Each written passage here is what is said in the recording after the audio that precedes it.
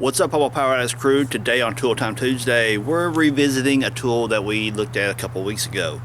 That would be the borescope, endoscope, snake scope, whatever it is you want to call it. Now, why am I revisiting a tool that I've already featured?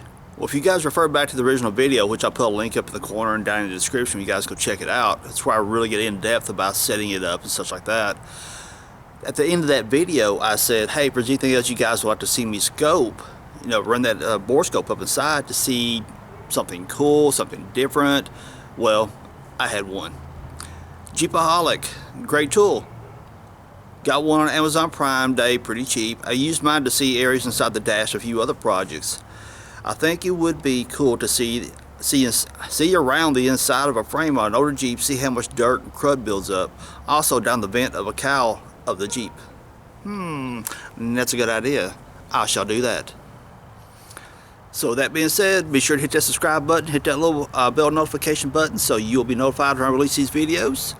So let's get on with this. Jeepyj, let's check out the inside of the frame of this one and Rust Bucket. Cool, let's do it, man. Now, to be totally honest about this, I don't expect to see too much junk in that one. I mean, maybe, I don't know, but no, we're going to find out. But Rust Bucket, on the other hand, I expect to see a lot of crap inside that frame. Because if you guys have been following any of my builds on Project Rust Bucket, you know that the back half of the frame has already been cut off, back half the tub from all the rust, and I'm just back halfing it, making a toy out of it. So let's show you where I'm going to be probing the frames so you guys get an idea what's up. One of the places I'll be probing is going inside right here, and probably going in here as well. Snake it down inside the frame to see what kind of junk's inside Project Rust Bucket. Then right down under here, right there inside that hole there. And it's going to be interesting to see how much junk's inside that frame, because like I said, if you guys have been following the build on this thing, she's in bad shape. So it was just a good candidate to make a toy out of. So let's get to scoping.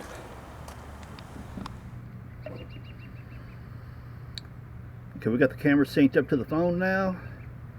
And if you guys wonder what I do with my sway bar, look right there. See, I got sway bar disconnects, the quick disconnects. I tied it up one day, and it's been there for months. Actually, it's been probably close to a year it's been tied up. Yep, so if you guys want to ask me the question, do you run track bars or sway bars? Nope, I don't run either one. So there you go. Another controversial subject. So let's go up inside the frame here. Kind of tilting down to look toward the bottom of the frame. Don't see no junk. Push up inside the frame. Feeding it in.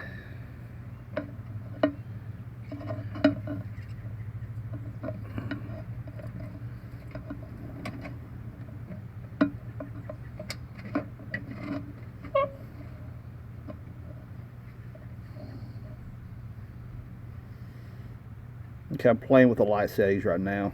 Turn the light up and down, see if I get anything different. But you're seeing the surface of the frame right there. And look on the inside, it looks great. This rig right here was a farm toy, or used to be a farm toy before I bought it. Okay, so that part of the frame looks pretty good. So let's pull this thing out and go to another section of the frame. You see right there. It's looking toward the top of it, so we can go down toward the bottom of it now. So you can see a screw coming through right there. So I can tilt this angle a little bit different.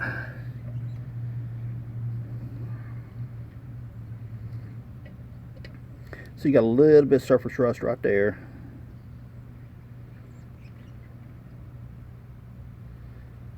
And I ain't sure what that is. It looks like a crack. But on the outside there's nothing. Uh-oh, I might have to address something. Look at that. I'll get my focus back. Where'd it go? It takes a little trick to learn how to manipulate these things. Now right there where that crack's at is a prone place to have cracking going on for the frame, because that's where your steering box is. They do make plates that weld in right there to brace up the frame.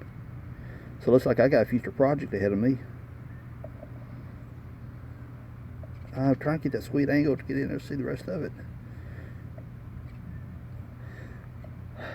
Well, people, as you see, this is one of those things to where this is one of those tools that if you were to be buying a Jeep that you might want to take with you so you can see stuff like this.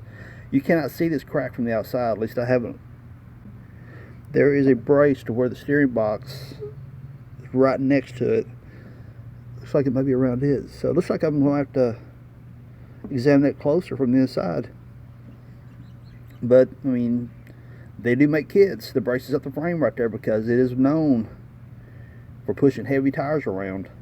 The cracks happen right there. That's the reason you got steering box braces and stuff like that. Hey, you guys seen this the same time I did. I did not know that was there. Alright, let's check something else. Let's go to a different place. Go in right here. See what we can get up there. Okay, there's a bolt coming through the frame. I'm trying to feed inside the frame without getting hung up. Let's go for a different angle. Okay, right here is on top of the frame. You see right here.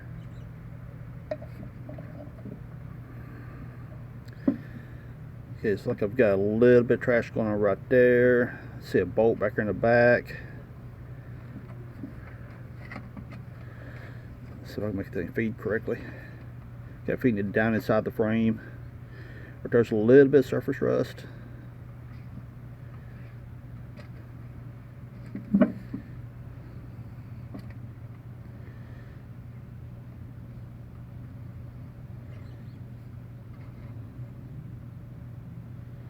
Little surface rust there.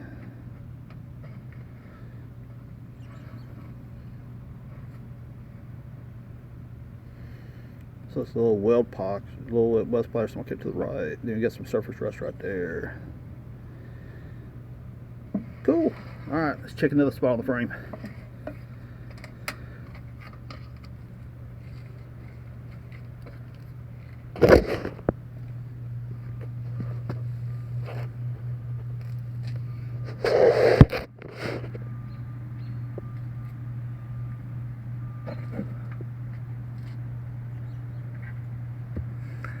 Okay, right here's the hole where the e-brake goes in at. And you can see from the inside there, I've got some surface rust on this part of the frame now.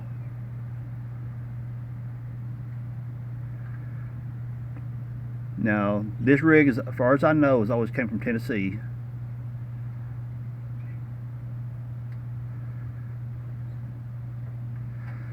Feed on the side there.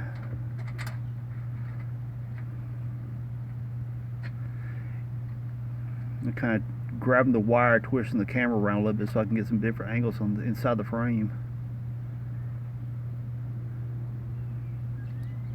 See, that's a skid plate bolt right there.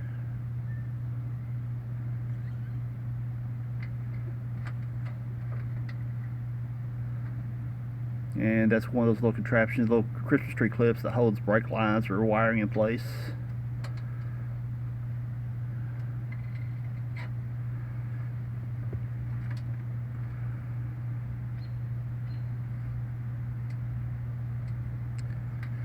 Cool. Alright, let's try one more. See if we can find us another place.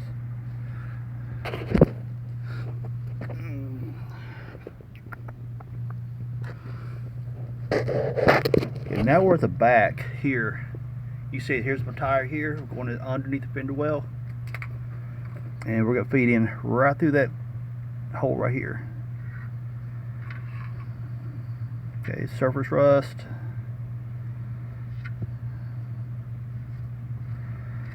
And this part right here is that arc, like right above your rear differential where it arcs upward.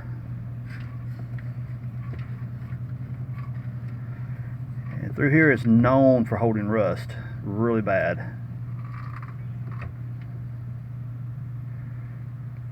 See, we got a little flake and rust right there.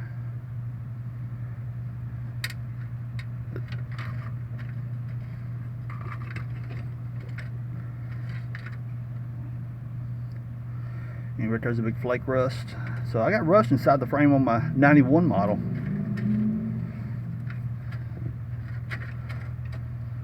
But I guarantee it's nowhere near as bad as Rust Bucket. Okay, so let's look one more other place that Jeeps are known to have rust.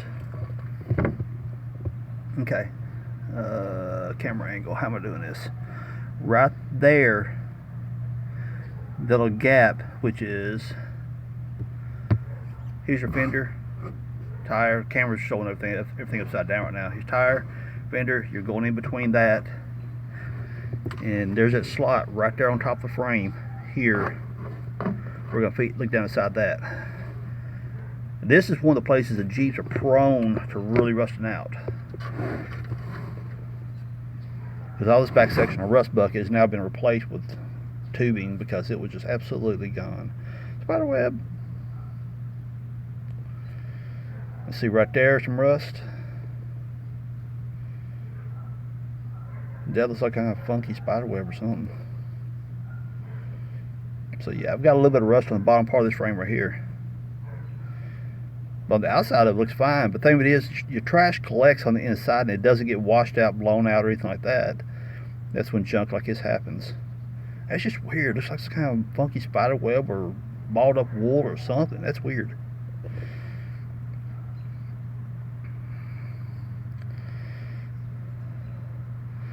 And that's looking through the bottom hole, and you can see the leaf spring right there. Look back the other way a little bit.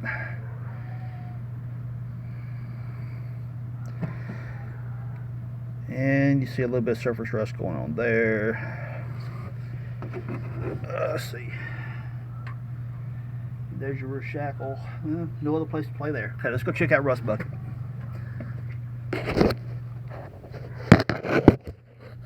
Okay, to get your bearings, that's where we're at. You can see right there's my phone that's recording everything.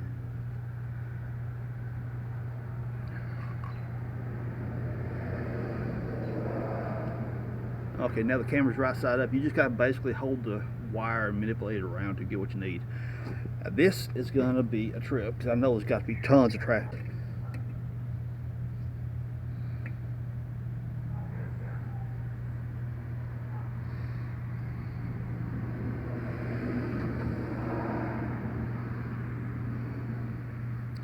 Now, this is a bona fide bad frame, and I know that. I knew that from the word go whenever I bought it. If you guys have been following the build, you see how much junk I've cut out of it.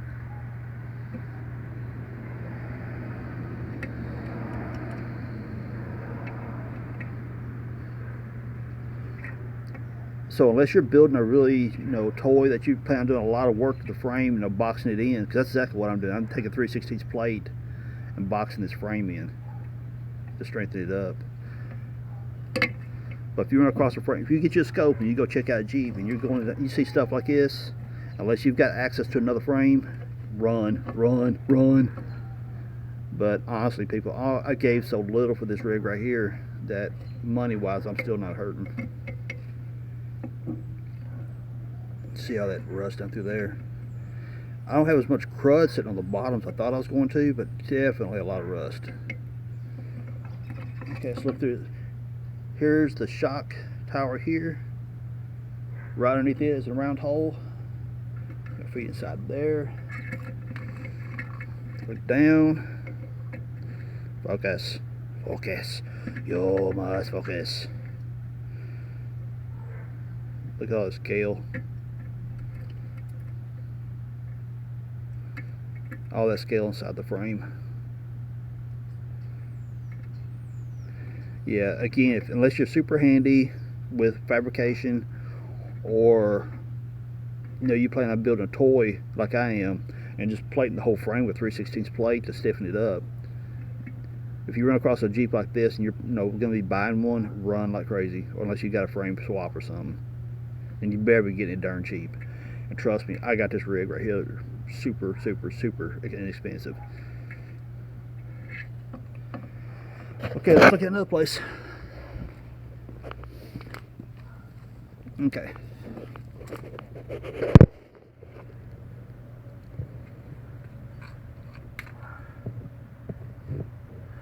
Okay, right there's the hole where the e-brake goes through, like I showed you on my 91 model. Let's see if we can feed inside this, and this is going to get scary. Look at that. I mean, I'm just barely inside the hole. That, what you're seeing right there, is literally junk, rust, mud, who knows what, just sitting, piled up. Oh crap, my phone fell off. But I caught it. Okay, try it again. Okay, look There's the e-brake cable. You look right there. Look, and that is literally probably guessing about a ½ inch thick of junk in the bottom of that frame. And like I said, it's a combination of mud, rust. So as I box this frame in, I'm going to cut the bottom of this section out and get all that junk out of there and coat the inside of it to hope it lasts a little bit. Which, like I said, I'm boxing the whole thing with 3/16 plates, so therefore, you know, it's gonna hold its own. While the rest of it deteriorates away, apparently. Golly, look at that. Yes, Jerry, I found it this time. You guys have no idea what that means, but Jerry knows.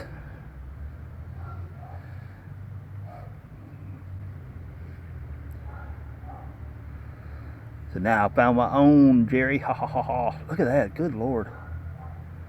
Yeah, this right here is a frame you would run like crazy from, unless you have specific purpose for it. Really the best for a normal person who ain't absolutely brain dead like me. A good specific purpose would have been to trash this frame and start over. But no, I'm too bullheaded for that.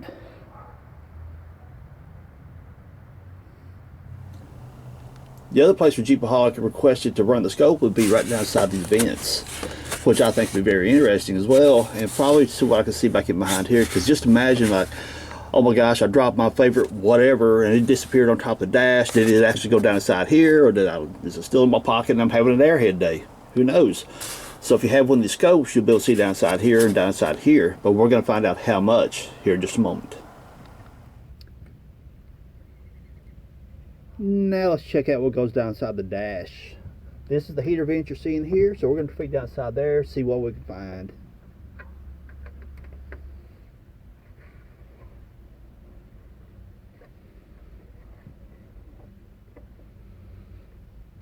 People, you guys are seeing this the first time just like I am, because I have no idea if it's where this camera's going to go down inside here, what's it going to see.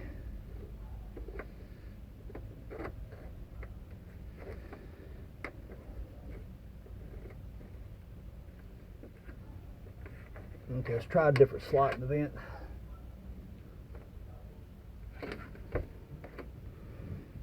Okay, apparently we're both through. Got a little bit of that caulking stuff going on there.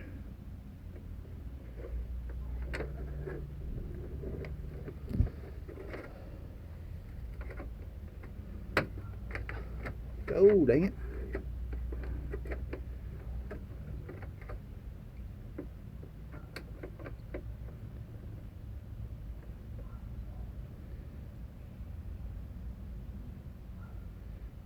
And it's really hard to manipulate that camera around to get that angle that you're looking for.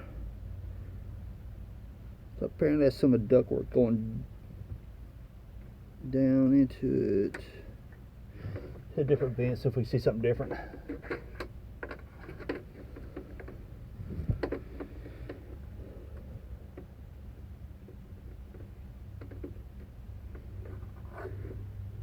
I keep going to different slots inside that same vent to see if it'll give me access because of hitting it at a different angle.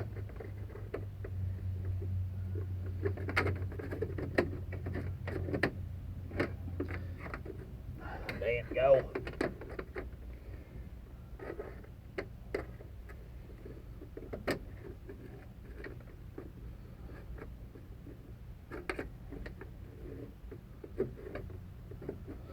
Problem with it is, if the camera gets too close to something, the light shining back onto the lens, it won't focus. So it's kind of like, that's kind of cool looking.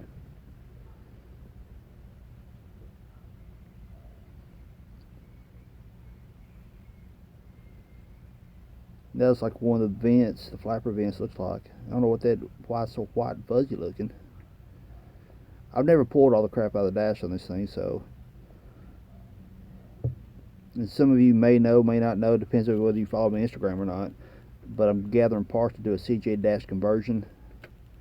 So when I do the CJ dash conversion, I'm going to pull all this junk out, clean it up, and refurb it a little bit. Cool. Okay, let's go over to the passenger side so we see something different on that coming from the passenger side vent.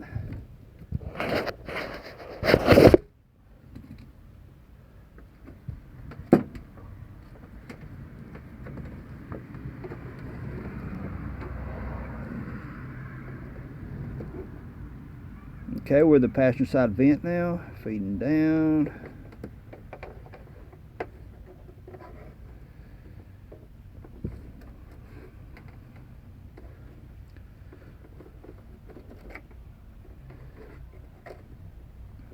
If you guys get you one of these cameras, you'll see what I mean by it's kind of hard to manipulate to keep the camera focused, but you just got to twist and turn the wire to get what you need.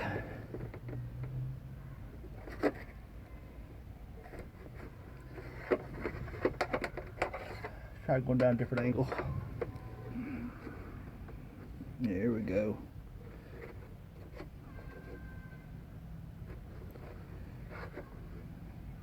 Now there's a cool shot.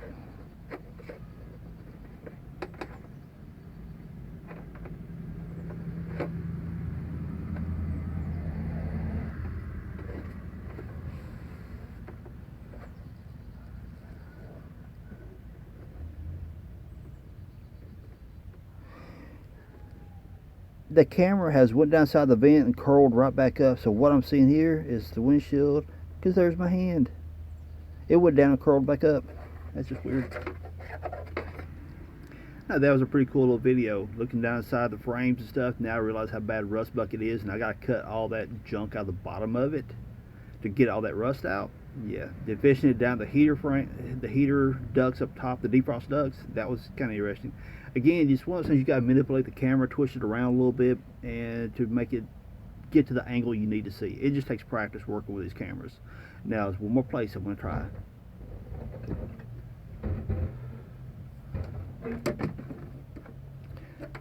Now, right there's a vent, but let's go between the dash and the windshield frame. And I have no idea what we're about to discover down here.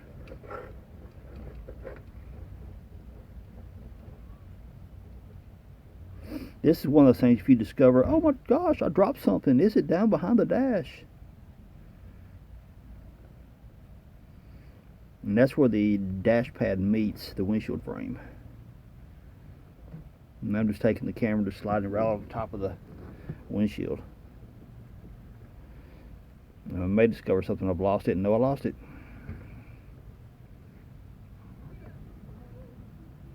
Right there, looks like part of the wiper system, which is right where, yep, that's where the wiper arm comes down right there. Oops, camera slipped.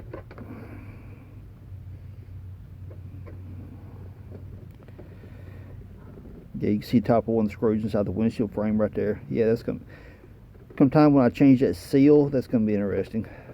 Look at all that water and moisture he built up inside there. That seal's leaking, which I knew it was because every time it rains, my feet's wet. Let's go to the driver's side, look at it from that angle. Let's see. And right there is where the passenger side wiper is. Okay, let's go over the driver's side so I can see something different. Okay, we drop the camera down right behind where the bend plate is. And that's that metal right there, that's the back side of the bend plate. So there's my bend number a little bit. And then we get in behind here. Oh, there's two washers. Those two washers is because of that camera. Those projects right there, those are stuck to my dash for a purpose. That is where I can put my little piece of PCV pipe that directs air back at me. Once I get the window defrosted, I'll put it up by little magnets and it blows the air back on me. Okay, so I've got two washers hiding between my dash and windshield frame. Sliding along through here. There is the wiper, windshield wiper mechanism that we looked at a moment ago. I'm just looking at it from the driver's side now.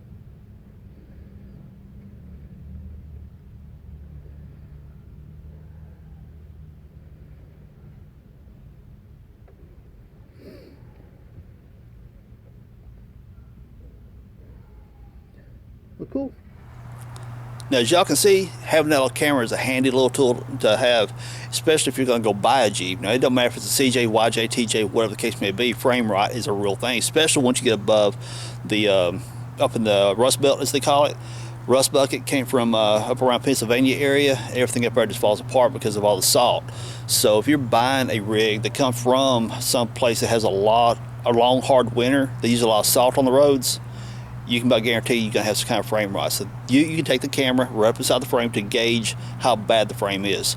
Now, there are people out there that's going to go do this route to where they're going to drag a little Bondo over the frame, cover up some rust holes, and they'll smooth it out, they'll color paint on. Look, it's got a fresh paint on the frame and everything. It looks so good. Well, they're really hiding something. So you can take a scope and run it up inside the frame and see what's really going on.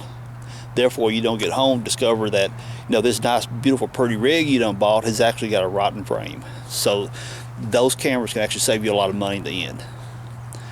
Also, like running it along the dash, you've seen that, I had a couple washers back here that I didn't even realize were back there. So, if you was to lost your favorite pen or your driver's license fell off down inside there, you can run a camera on through there to find out where it's at. So, as you see, the camera can be very handy, more than just being a play toy. Now, that particular camera I'm using, only quirk I've got about it is that the battery life isn't all that. Now, if you want to get it fully charged up, you can get about 20-30 minutes out of it, which is fine, because another thing you got to watch too, the brighter you make that light, the faster it's going to eat up the battery. That's pretty well common sense. But before you use it, if you're going to go Saturday to look at a Jeep or whatever, charge it up Friday night. Plug it up Friday night to make sure it's charged for you the next day. Because I discovered that when I came out to do this shoot that the battery was dead when I came out here. So I had to take it in, let it charge, while I tinkered with other projects out here while I was charging up. So if you're going to go look at a rig, on a Saturday, plug it up Friday night so it's ready for you to take with you and everything. Cool. Or you can use like a regular cigarette lighter charger that goes in your vehicle. You can charge it off those as well, because it's just a little USB cord. Again, you guys refer back to my original video where I ran inside engine blocks and all kinds of stuff. Really cool video footage from my original video. Again, I'll put that up in the corner down below the description where you guys can check that out. So, enough of the gabbing. It was a cool video. It was fun to do it. Jeepaholic, thank you for the good idea. And that goes for the rest of you guys out there. If you guys got a cool idea you'd like for me to run that scope, keep it ready, PG, and I'll be happy to do it. Yeah, go back to the original video. There was one of the comments absolutely cracked me up. Homemade colonoscopy. You know who you are. You know who you are. But it was absolutely hilarious. But that's one video I will not be making. Thank you. Anyway, everyone, really appreciate you hanging out with me. Peace out. Later, y'all. Don't forget to share the videos. Peace.